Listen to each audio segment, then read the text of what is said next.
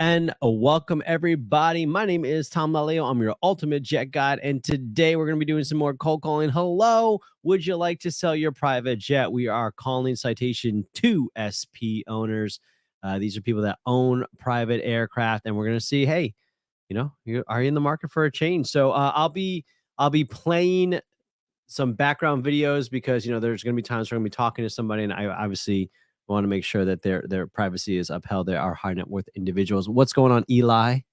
Biz Av Jets in the house. We are live on Facebook, LinkedIn, YouTube. Fly with Cat. What's going on, Cat? Hillsboro Aviation in the house. We are on X. We're on Twitch. We're on Tickety Talk. What's up, TikTok? I know there's not many of you out there on TikTok, but we love you anyway. So let's give some owners a call. In the meantime, I'll be playing the background video so y'all can listen to that. Tom is the author There's of the that. Ultimate Jet Guide.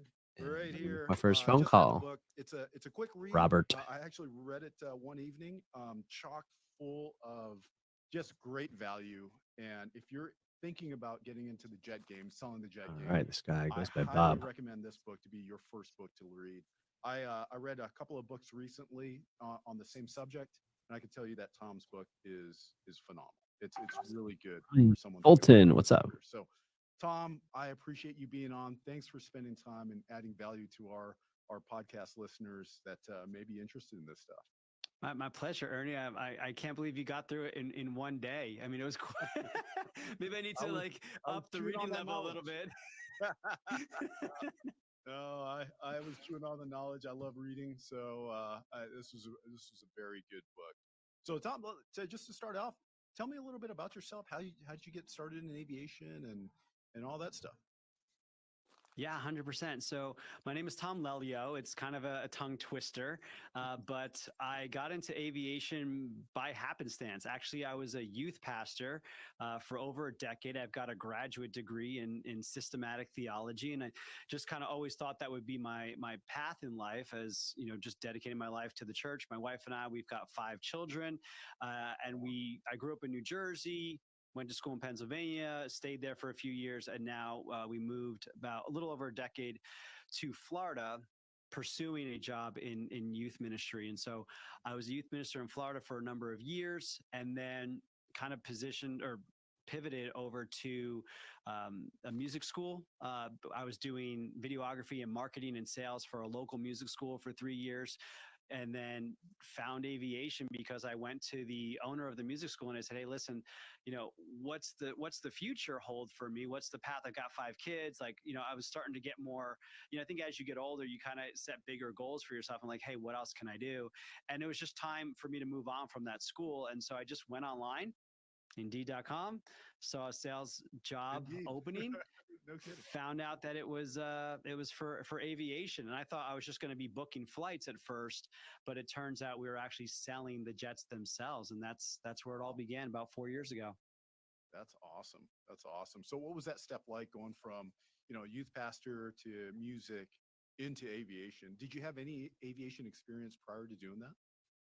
No, none. My only aviation experience was I had two experiences. One, I watched the movie Top Gun, the original, just to be clear. Yep. And then that led me, when I had seen the movie, I was in about high school, so I was about 16 at the time. That led me to take a discovery flight and try to become a pilot, but found out that I just didn't have the stomach for it. I would smell the avgas, and I know a lot of pilots are like, "Oh, I love the smell of avgas." Yep. Dude, it gave me a headache. So by the time I was done with 3 lessons, I was like, I'm not doing this anymore, because every time I go up, I'm just putting myself in misery. So that was my only aviation experience, is failing out of being a pilot. I would go back later on and a couple of years ago get my pilot certification, but at the time, I had no aviation background whatsoever. Wow. Wow. So, man, you're kind of just stepping into this role. And you said when you first applied to it, you thought you were just going to be booking flights. What was that conversation like when the guy's like, "No, you're going to be selling airplanes. This is what you're going to be doing." I couldn't believe it. I couldn't believe people, bought and sold and traded aircraft on a regular basis, that you could sustain a living. And I thought you would just always go to the manufacturer. I didn't realize there was a whole pre-owned world out there that you could explore, and that there was a position where you could broker a deal and make a commission out of it. So the biggest thing when I asked him, like, well, what's Yeah, very the kind, for salary like? sure. He's like, well, it's all commission. Actually, it started off with a little bit of a stipend to begin with, and then it was all commission once you made your first sale. And he said, our goal here is for you to make 6 figures in your first year. And I was like, dude, I'll just be happy to make like 60, because that would be double what I'm making now. So if I can make half of what you're promising me, like, I'm in. So that it was exciting. And I had a little bit of sales background, but it was mostly like Cutco knives in college. It was selling kids to come to church, hang out with Jesus on a Friday instead of going to the football game. It was music lessons, sales and marketing. It wasn't, real high ticket item sales dealing with high net worth individuals. Right. So with that experience in sales, your experience in sales, how is the difference now? You talked about dealing with high net worth individuals. What approach do you take? Is it the same or is it different? Yeah. So the boss at the time, he said 2 things that kind of made a difference to me. Number one, he said they're master sales and negotiators, which is true. High net worth. I mean, you don't get to be in that position without some skills in sales and negotiation. And then number 2, he said, sell how you want to be sold to. And I think those 2 things really made a big difference for me, because, a lot of sales positions, you get handed a script and it's like, off you go. And I know people hem and haw at the script, I just want to be me and that sort of a thing. And there's a place for that. But the script was really helpful because it was a template. But after a few weeks, when he said, sell how you want to be sold to, I was like, oh, well, I'm going to change this. I'm going to do that. I'm going to change my tone. I'm going to say these different things. And it took the pressure off of me to feel like I had to sell a high net worth individual. I had to sell a master negotiator and salesman. And it took the pressure off, because now I could just be myself. And if they were attracted to that, this idea of your vibe attracts your tribe, there was more than enough jet owners in the Citation world that I connected with it. They were blue collar, white collar, family guys, owner operators. They like to kind of get their hands dirty and become pilots themselves. I could relate to them. And so I could joke with them. I could share, the fact that I was a youth pastor before with them. And that was good, And so I think those 2 things were really helpful, especially starting off. All right, so just the great call. Guy owns a Citation II, which is a single pilot aircraft, and just not looking to sell right now. It's doing what he needs it to do, and that's the majority of the cold calls. The majority of the cold calls is it's doing what I need it to do, and so we're not here to try to convince somebody, oh, you need to sell your jet. I mean, there might be reasons to sell your jet, but that's not what we're here to do. We're here to disqualify people that aren't interested in selling. And then I move on to the next person and I see who does want to sell. So that's one of the things with cold calling that people kind of have to understand is, we're searching for a needle in a haystack, and that's okay. We're supposed to hear no. The more no's we get, the closer we are to hearing a yes. And that's the mindset that you have to have when you're doing this. So on to the next person. Creating that, it's sales where you're creating that relationship with that person, and you're right. cultivating that relationship, because ultimately they're going to trust you to buy a $1 to $10 million airplane, sometimes Whoa. even more. That's a big trust. That's a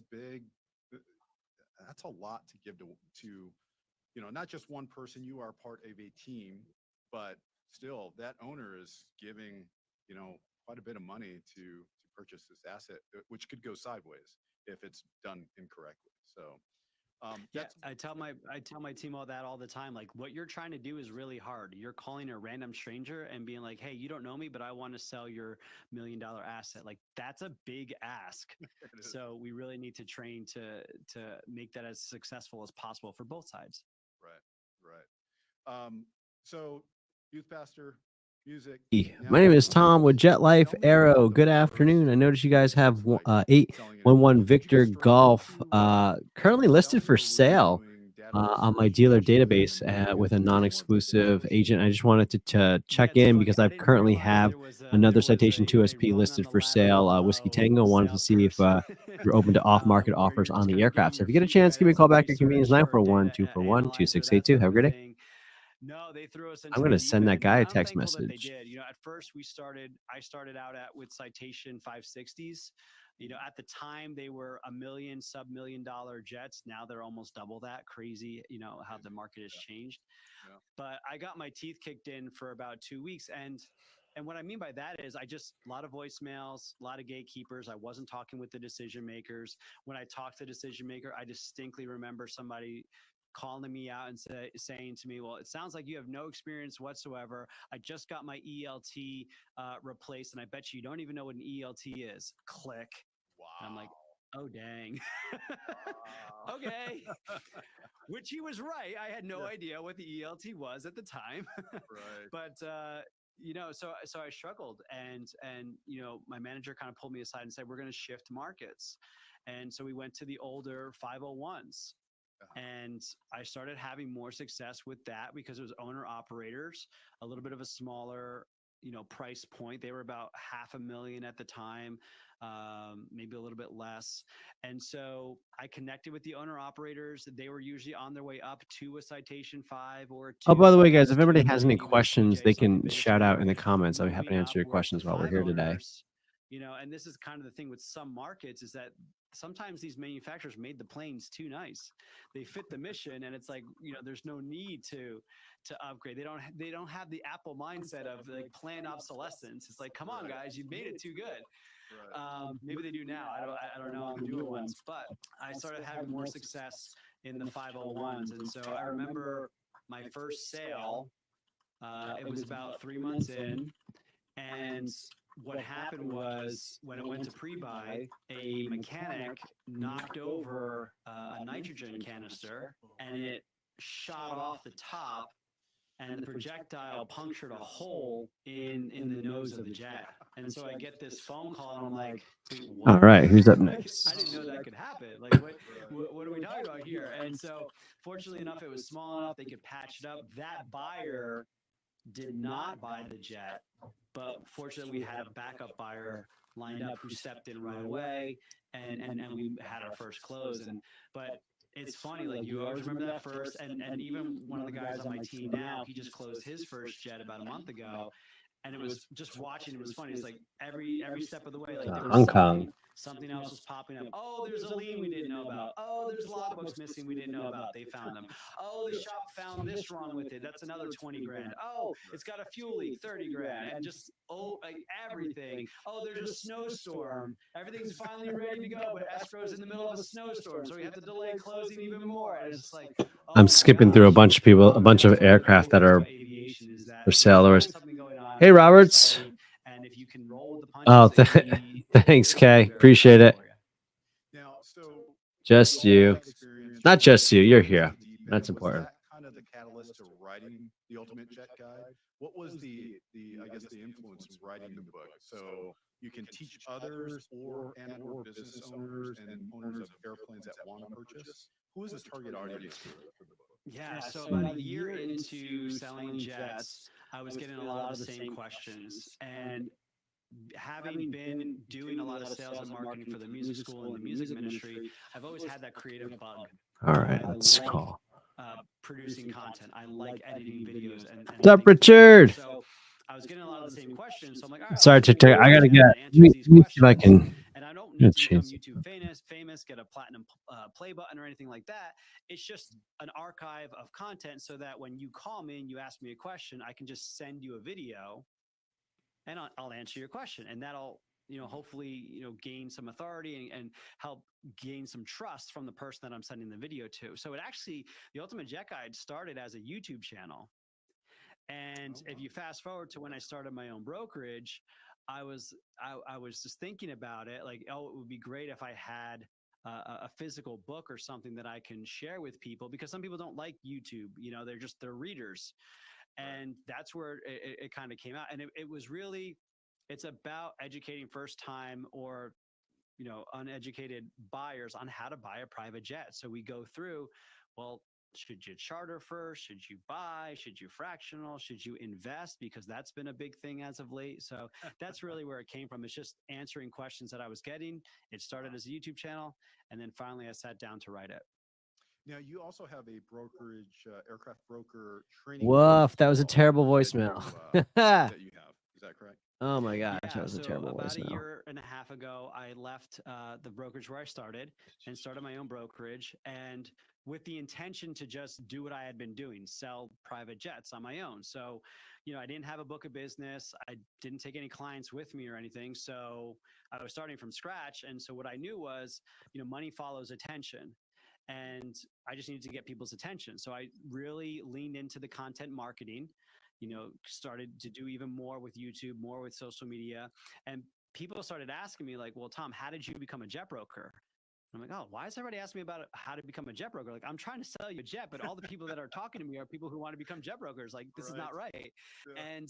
And they kept asking me, and I was like, well, okay, here's how I did it. And I just thought to myself, like, there's an opportunity here. Like, I can train you to be a broker. Like that's fine. And so I opened up the brokerage, and what was really cool about it was I was like, oh my gosh, like there's no license, there's no certification to become a broker. I can make this business model however I want. And so I took a lot of lessons that I learned from the old brokerage and what I always wanted it in a brokerage. And I created what I think is the first cloud-based agent for private jet brokerage in the world. And that agent first thing was really important to me. Describe that cloud-based. So we're cloud-based because you don't have to move to Sarasota to hang out and be a jet broker in an office here. So we've got brokers that are in Miami, California, Colorado, New York, and we even got a broker right now that's working overseas. Oh wow, very cool, very cool. So now I cut you off. You were talking about that's agent centric or broker centric. Yeah. When I looked around at different brokerages, it almost seemed like you become a top salesman, and then you kind of moved on and made your own brokerage and found other people that you could train, and it was just kind of like a cycle. And I had been in organizations where it was all about the organization and not the individual. Right? Not the individual employees, if you will. It was all about either the top person, the owner, or just about the business. And you were expendable because it was just what was best for the business. And so I wanted to make a brokerage that was what's in the best interest of the agents that work there. The customers are important too, but I think if you take care of the agents first, they will naturally take care of the clients themselves. So we do things like our commission is tiered. So the more you sell, the more you make. It's cloud-based, so you don't have to move to Sarasota. There's less required of you to do that. And like I said, the commission structure, we provide all the resources for you, from documents to marketing. We try to make it as accessible for you as possible. At the end of the day, you still have to do work, right? But I think it's a unique model that I'm really excited to see continuing to grow, as we get bigger. That's interesting. I love that model. At some of the places that I've worked, it was always stressed that if you take care of the customer and your employees, they will take care. Well, if you take care of the employees, they will take care of the customer, which will, bring you more business and grow your business. So I always believed in that. I can't believe there's companies out there that do not do that. It's always kind of boggled my mind because it seems like that's a level up. You get employees bought in, you take care of them, you develop them, you truly care for them. They're going to work. They're going to have such brand loyalty to your company, to their company, as they say it, to grow the company. So I just think that's something that should be a no-brainer to a lot of people. So getting into the book. Well, first, let me ask someone watching this podcast or listening to this podcast. Who's next? They want to get into, being a jet broker. They're maybe flying airplanes. They're like, this is fun. I'd love to do this, but it would be cool to sell airplanes and sell private jets. Where do they start? What would be your advice? I think that if you don't have any aviation background, I think it all starts with mindset. When it comes to being a jet broker, you need to have a mindset that you can discipline your disappointments. A You can voicemail that elevate doesn't let you take disappointments. voicemails. Interesting. I think mindset is important. I think understanding how you relate to other people, because you can't do this by yourself. It's a people business. You need to relate to the clients. You need to relate to your team. You need to relate to other brokers and other people like pilots, like mechanics, like escrow agents. So you need to understand you have to have a mindset. You have to have Excuse me. self-awareness to see how you communicate with others and work on those skills. Those are all skills you can work out on your own. Once you kind of get that under your belt, I think learning about aviation is obviously important. But what I found when I first started is there wasn't really a place to go to find out about how to be a jet broker. Fortunately, now I think there's a few more resources. You know, the Ultimate Jet Guy being one, Aircraft Broker Academy being another one, and there's a few more voices on YouTube and on the internet that are sharing this information. But a couple of the videos that I posted, of how to get started without, anything, go to controller.com, go to Trade a Plane, see what the markets are doing. Check out Avbuyer, Global Air. These are all marketplaces and great places to find industry news. AIN Online's another one. All of these places, and then once you go there, just look around and see who's the author, who's the broker, who's being featured in this, and then go talk to people. LinkedIn has been fantastic for aviation. You can really connect with a lot of people in the industry, and then just keep talking to people.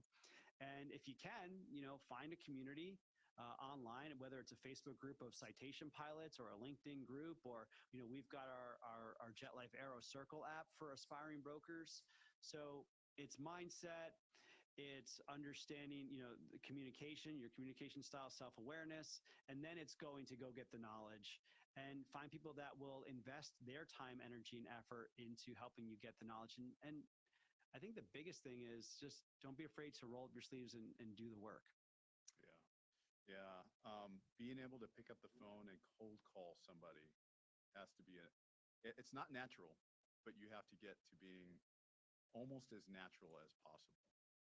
It's Yeah. a scary leap, but once you start doing it, like you said, you develop the habit. I think that was the biggest thing for me when I started selling private jets was, okay, I've got this list that I'm going to go through, and I'm just going to cold call people. That's scary, So, Yeah. um, Yeah. yeah, And that's one of the nice things, like finding a brokerage that you can work with. When I was with another broker, like it was nice being in the office because you saw, okay, guys, everyone make a phone call. So you saw everyone making phone calls. We try to do that with Jet Life Aero, where every morning we have a meeting with the guys, for 30 minutes. And sometimes it's sales training, sometimes it's market updates, sometimes it's role playing. But staying connected to a community is huge. To try to do it on your own, it's very difficult. very difficult. Anyways, let's get into the book, man. I really recommend this book. So, the Ultimate Jet Guide, you kind of start off in a very good spot. So, I'm not going to go over the entire book, but we'll just take little bits and pieces that I found super interesting. Number one was, you know, kind of one of the real reasons people buy airplanes, especially private jets.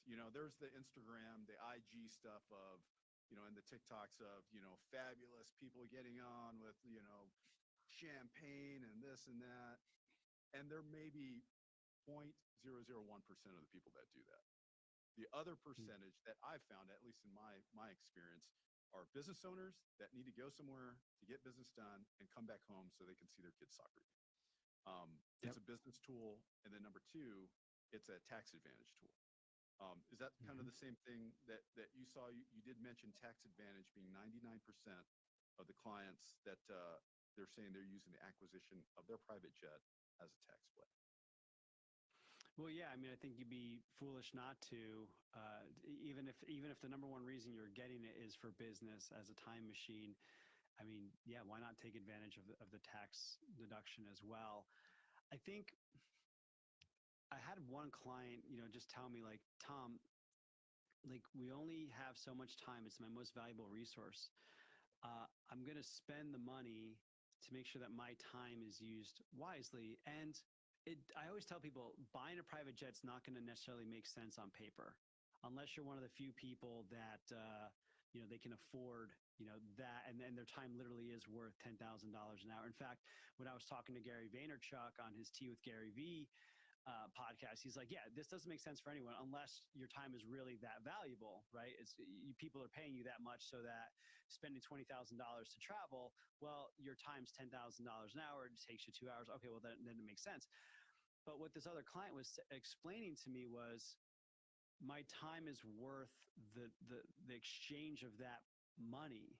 Like, even if my time isn't worth, 10,000 an hour, my kids are, my quality of life is, my business and what it can do is. And so it may not make sense on paper, but it makes sense, in the heart, or where it really matters, if you will. Right. So I think that's an important distinction to make when you're looking at private jets. And not to mention the fact that a lot of times the jets that I'm working with, the acquisition isn't as big because they're older jets. So their primary depreciation that happens in the first 5-10 years of its life, like, it's already taken that big hit. So when you look at it from that perspective, that the acquisition cost of the jet is not as big as it would be if you were buying a brand new $10-20 million jet. Okay, well, I mean, these guys have houses like $1 million jet, $500,000 jet. I mean, they have houses that are $10 million. So it's like, Right. this is nothing here. Yeah. On the point of saving times, this kind of came up. It brought me back to being an airline pilot and going through All right, GSA. nice little call, nice little follow up. Biggest hassles. Biggest hassle for our passengers, but necessary. Obviously, in a private jet, you don't. I do remember going through security in Las Vegas one time, and I remember seeing in the bin. This was back when even all the crew had to go through security, and I was putting my stuff in the bin, and I looked in the bin, and it was a Wheels Up advertisement, and I thought it was the best. Like, it was a marketing ninja on that, because you take it, the worst pain point for someone who can afford it. They look at this bin and they're going like, you could avoid all this, right? Come to right. I thought it was great, but having that time savings, especially with delays and overcrowded airports and all that stuff, that is a huge part of it. It's not just the glam of traveling on a private jet. It is literally, like you said, saving time, because time is your most important resource. And where would you rather spend that time? In a crowded airline terminal, or driving up, hopping on your airplane? That airplane is taxiing within 5 minutes, getting to your destination, doing your business meeting or whatever it is, and getting back in time for dinner. That was the biggest thing for me. I don't own a private jet, I own a Cirrus, but I operate it the same way. Like, if I have 100%. I'll fly out to Carlsbad, we'll do the meeting, and then I'll fly back home because my daughter has gymnastics, and I'm going to make gymnastics. So well, that's just it. It puts you in charge of your own schedule, as opposed to having to depend on an airline schedule that might not work for you. It might be too late, it might be too early, it might be delayed. Here, you're controlling the controllables. You're taking control of one more element of reality, and that's time. Yeah. The time aspect for it, at least for me, I hope to be in that tax problem issue later on down the road, but for me, it's all about time, and I think that was a solid hit on that. Chapter 2 in your book, you mentioned, should you buy or should you rent a private jet? And I know in the markets that we deal with, we're in the light jet market as well. A lot of these folks have not flown a private jet, but just a couple of times, right? And I'm very shocked about that. So you have in here just a little bit in the book. It's a good litmus test to see if you have stomach to spend $20,000 getting to your destination instead of less than a tenth of that flying commercial. I think there's this misnomer out there about flying private is almost about the cost of a first class ticket. And that is probably the biggest myth out there that at least we get when people call us up for charter. Is that kind of the Yeah, there's definitely a bigger gap between first class and renting or flying a private jet than people will give it credit for. And I think I see where it makes sense, because if you have a party of Tom with 10, Jet you're Life going to spend Arrow. Good $2,000 afternoon. just for the Just whole family reaching out trip, because I've right? got the Whereas 2SP pulled up on my 16,000, screen. I was wondering if you okay. guys have Like, for been example, my family, thinking we're about making a change descendants, in so I'm chartering a jet 2024. Would you be to go from opposed to Florida having a to brief Tennessee conversation about what for that would look a like, what family the market's vacation. doing, what And Romeo it's a Mike full might be story pack. worth? I'm And, happy to answer any of your hopefully you can questions so do it that you for can have enough $10. information to make an informed And so if I'm decision trying on to do what a to first do class ticket next. When you get a chance, give me a buzz at your for a convenience. first class ticket for less 941 than 2,000 a 241 pop, I mean, you know, 2682. man, Again, you're looking 941 at 241 2682. $68,000. So I mean, I guess you could make the math work, but yeah, especially for one person, no, a first class ticket is going to be a tenth of what you're going to pay for a whole entire jet to yourself. right, right. Do you find a lot of families, a lot of owners buying jets for that reason? They have big families, maybe they want to take their family on vacations a little bit more, and then use the fringe benefits of using this for a business play as well. Well, I would probably flip flop it, especially if Uncle Sam's listening. Like, it's a business jet. Correct.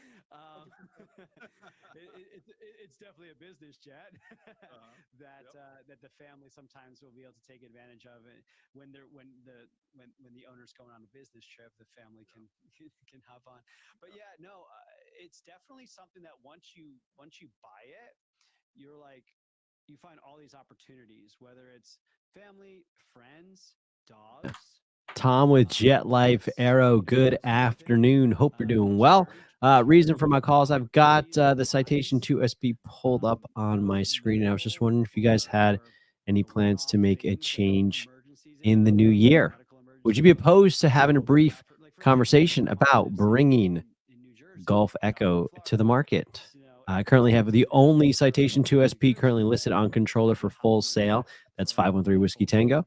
I've got a to couple of inquiries go on pick them it. up. I And can tell I've you what the seen that market's happen doing so you can where, make an informed decision on what there was would a be family best emergency, for and because you they had access to and jet, your they were able plans to go to moving forward. Orlando, or they could Again, my fly name to is Tom Tennessee Lelio with for a Jet week Life or Arrow. Would love an whatever, and opportunity to be able speak with to you. make it. 941 241 2682. Again, 941 241 2682. Key takeaway here: if you've never flown private, start by chartering. Yep. I think before I put on there a must in my notes. I think before you even consider purchasing a jet, you should be chartering, and not just a one-time experience. Probably you need to be able to shell out that $20,000, because owning a jet, we manage airplanes. If an owner comes up and says, "Hey, I want to go here," hey, great, but we have this inspection that we need to do, and that's about 20 grand. So you got to be able to write that check on that.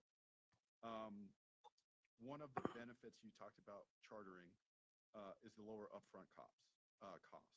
Perhaps the most compelling advantage of chartering is the absence of substantial upfront costs associated with buying an aircraft. Your capital remains free for other investments and experiences. So I think at least in our experience, a lot of times people don't think of everything they need to have paid for on the airplane, such as hangars, pilots, training, insurance. All that is before you fly 1 hour on the airplane. And we like to say that your initial cost is going to be $500,000 a year just for the airplane to sit in a hangar. When you Yep. start flying it, it's going to cost Yep. more. So I think another reason for chartering is, hey, start seeing what it's like. Charter is almost like a hook, right? Like the minute you charter a jet, the minute you're in a private jet, trust me, you're not going to want to fly anything else. So it's how do you get there from here? As far as, can you afford it? Number one, do you have a tax benefit? Do you have a business application for it? If you can answer those, it's probably a good investment, which is one of your next points in the book, is investing in a private jet. Is it worth it? Yeah. Yeah. Well, that's the chapter about buying a jet and then handing it over to a charter company or a management company to offset your costs, because maybe you just have that big of a tax bill, or maybe, like you said, you're not going to fly that much. I like to tell people, if you're going to only be flying 50 hours a year or less, just do charter. Avoid the headache of having to, have the newest, have the nicest aircraft. Fly the $10 million aircraft for $500,000 a year, if you will, as opposed to having to buy something from the You last just sat century. down for lunch. I love, by the way, because that's what I sell. The last century Two jets, and but four. and then having all the headache and upkeep of it. So if you're flying 50 or less charter, once you're between 50 and 100, 125, Two, maybe one, we're looking four. at We're buying rocketing through these. and just letting it sit, and you're okay There's with that, only or 60 of them in the buying, world. now we're kind of in a weird territory, because if you buy it and you want to give it to a charter company, well, if you're flying 100 hours a year, that means that's 100 hours a year where the aircraft can't make money. Correct. Plus the X amount. And let's say, Oh I man, don't did know, somebody let's say sell you're this without me? flying at I'm least kind of 100 bummed hours about a month, that. for that. That's another month that's off for maintenance stuff. So you're not giving the charter and management company enough time to try to offset your costs, because it's unavailable for them, Right. and they need to be able to use it. So, but it is an interesting play, and I actually just did a video, because I know there's some people that will, rightly so, caution against buying it and giving it to a charter company. But if you know what you're doing, and you're working with someone that can help guide you so that you make an educated decision, it does make sense for a good handful of people. The ones that I see really making sense, because like you say, 100 hours a year, if you're going to charter it, that's fine. But, or if you're going to use it for yourself, owner, you want to charter it out the rest of the time. Well, guess what? When do you want to use it? I want to leave on Friday, Right. right? And I want to come back on Sunday. Well, guess when the prime chartering slots are, is those exact times. So you're not just losing the hours. I like to tell our clients, you're losing almost the full day, because I'm not sure if I can reposition the airplane for a charter on that. If you have a place somewhere kind of out in the outskirts. So Yep. it's hours, but it's also days. Like, you're losing days on those hours as well. Yeah, holidays and everything, especially too. Right. Yeah, if you have a And private jet, you get more money. Guess what? You would get more money for your plane if you let other people use it on a holiday when you probably want to use it. So it's Right. like, does this really make sense? Yeah. Board of Governors. Correct. Chapter 3 in the book, you have a full chapter dedicating. I won't go through all of it, but a full chapter of renting a jet step by step. And this is the one thing that I kind of found you on YouTube. How you talk about pulling the curtain back on the stuff. And this is what I liked about the book, is you literally go step by step on what each cost is. Hi there, Brad. This is Tom with Jet Life Aero. Good afternoon. Excise tax and everything in there. Hi there. Just reaching out because I'm going through the Citation 2SP market. I've got one of the only ones available on the market for sale, 513 Whiskey Tango. Great. And I know you guys recently purchased it, but I was just curious if you guys had any plans to upgrade in the near future. The fees just add up on some of the. Now, I can appreciate that. A lot of people don't call in today or don't want to sell for one reason or another. Are you a pilot yourself with the 2SP? As you know, crazy. Wow, congratulations. That's one of my goals. I'm only about 150 hours into my private pilot, but Get it, the Ultimate Jet Guide. Get it on Amazon. oh, hey, no problem. Hey, not a problem. I appreciate your time. Thank you very much. So it was really quick. Sweet. Buying a jet step by step. Chapter 4. Fantastic. You went through a lot of, and again, I just recently read another book on this subject, and it was not as thorough as your book. So again, kudos to you, talking about how the whole process works, from airframe engine modifications to enrollment and maintenance programs. Uh, some of the things that new owners wouldn't be thinking about. Like, why does that matter? Well, it does matter, right? Inspection schedules, things like that. Um, so the one thing or I shouldn't say the one thing. One of the parts of the book. Hello, Marcus. My name is Tom with Jet Life Aero. Calling for Leonard, please. When you told your clients the following on purchasing a jet, an aggressively priced aircraft. Oh, gotcha. Okay. Can I leave a message for him? Does he have a voicemail? That's a great value, but it will take time to find. Okay. Thank you very much for your help. Ready to sell today is a great value, but it's not cheap.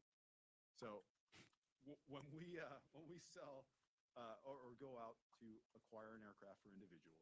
This is the the playbook that we always go by because it the owners want it now, right? Like, hey, I'm ready to spend some money right now. If you're later in the year, it becomes a real critical. Hey, right now I need to buy something. So my recommendations start earlier in the year, by the way. But yeah, this is kind of one of the things. If you have the patience to wait for the right aircraft, you are in the driver's seat. If you don't have the patience for that right aircraft and you need it now, just like you said, it's not going to be a great value, or it'll be a great value, but it's not going to be cheap. So, Yep, you're gonna pay for it. Yep. one of the last things in the book that again, I chuckled a lot at, at at some of the things that you put in the book because they were spot on. Well, You have a you mentioned like I kind of really spell things out, and I hope that what you found was while we made the reader aware of things to be mindful of, we did it in such a way that it wasn't super technical, so that you as an end user didn't need to be a mechanic. You didn't need to have a pilot's background or a CPA's background to understand the concepts of what was going to be important in any of the process, charter, purchase, investment, whatever it was. So I hope it was accessible. And like you said, there was a little bit of humor in it as well. Yeah, no, it was great. Again, like I said, knowing a lot of the A lot of details these are behind it, I think you overseas. wrote it in a way to where most people will understand it without an aviation background. That's why, Yeah. people that are just getting into the business of aircraft sales, or maybe they're just curious about it, this book is a great resource because it has so much value. What I found in the past was brokers don't want to really talk about their trade, quote unquote, trade secrets, right? They don't want to pull back the curtain. They want it to be clouded in mystery because, hey, this is kind of my secret sauce and how I do stuff. You kind of just Mhm. went, hey, I'm pulling back the entire curtain. Here's what it is. I'm an open book, and this air of transparency is refreshing because it also builds trust. Hey, I'm going to know what you're making on this commission, right? I've agreed to it. I've signed on to it. But I think the value that you bring is far more than the commission that you're charging. This is why. Yeah. And you do that by being an open book and being transparent about everything. Hello, Rohan. Tom with Chapter Jet 5, Life Air. investing in a private jet, why jets are a bad investment. Um, I was I was laughing at this because as an owner of a charter company, a Part 135 company, we own our charter certificate. Uh, that that is one of the things I think is a big misnomer to people getting into the jet business is, hey, I'm going to buy this airplane. I do have a tax advantage for it. I do have a business use for it, but I want charter to pay for it. And that is a very difficult thing to do. I won't say it's impossible to do, but the parameters all have to be right. You have to have the right jet. That jet cannot be home based. It has to be in a floating fleet where it's floating all around the country. You're going to have higher costs with pilots because you're going to have to man it a little bit more. So there's a lot of barriers to making that jet pay for itself and cash flow itself. You have in there, if you're looking for a good ROI, this is probably not the asset class for you to be in. And I totally agree with that. Tell me the premise, was that just due to like some of the conversations that you've had in the past with clients on writing that chapter? Yeah, one of my most popular YouTube videos is how to buy a jet and make, $300,000 a year by chartering it out, because we had a case study where it was possible, and the market was really frothy the last Yeah. couple of years. So, at the end of the day, it's definitely a common question that I get asked about, but at the end of the day, I think the most important thing with it is that when you say I want charter to pay for it, it's like, okay, Mr. Buyer, tell me what you mean by that. Does that mean just the fixed cost? Does that mean you get to fly for free because the revenue you take in can offset how much you're going to use it? Does that mean you want it to take care of fixed cost, you fly for free, and at the end of the day, the company cuts you a check? Like, let's have this conversation. What do you mean? And I can show you on paper like what you said, the exact conditions that need to be met in order for you to achieve your goal. Okay, condition 1, to cover the fixed cost, it needs to be this. Okay. Condition two to cover your travel. Okay, your travel needs to be this, and our availability needs to be this. And then if you want us to write you a check, well, okay, it can't be a big maintenance item year. We have to fly it this many hours. You have to let us use it this many hours. And then we put that a good reputable charter operator will put all those figures in front of that of the client, and then the client has to make an educated decision on like, okay, yeah, I think this is where I want to go, and I understand that having a check written to me, like, I'm not going to be able to use it. The plane can't break at all or have a big maintenance year, and the charter market has to demand it enough so that it flies X amount of hours. And then you sit back and think to yourself, can my plane really fly 2,000 hours a year? It's like, no, it can't. Not a light And jet. now you know. But, Yeah. yeah, exactly. The light jet, exactly. Right. And then you talk, and that's what I love about being the broker part of it is I'm operator agnostic, and so when an operator makes the proposal to the client, I just turn to the client and be like, yeah, dude, that's possible. That's really not possible. And I mean, that's only if we're 2 years after a worldwide pandemic Right. and people are throwing stupid money at charters. Like, that's the only way that's going to happen. And your plane is flawless and never breaks, even Right. though it's from the last century. Yep. Like, those are the conversations I enjoy. And a landing gear overhaul is coming due. Yeah. Coming to, yep, yep. Yeah. So, but yeah, I mean, as long as people are having those, like you said, transparency, as long as there's transparency, then I trust my clients as adults to make conversations. That's usually where I see people critique, like, oh, Tom, how can you say this kind of stuff? It's like, well, no, like, it's about someone making a business decision, and sometimes it pays off and sometimes it doesn't. But I wouldn't, just because you fail at being a stockbroker doesn't mean someone can't make money as a stockbroker. Right. The same way, just because a lot of people will fail giving their jet to a Except, charter operator to make money, whatever that means. We haven't had that conversation. Doesn't mean that you can't make money, whatever that means, by giving your aircraft to a charter operator. So let's just have the conversation. Yep. I agree. On the topic of making money, let's get back to guys and gals thinking about getting into this market. What does an average jet broker make, on average for the year, maybe just starting out?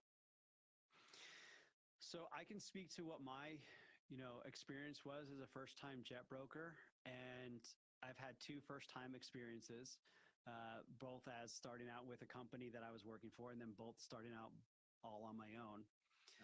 And also looking around. So my first year, the goal was $100,000.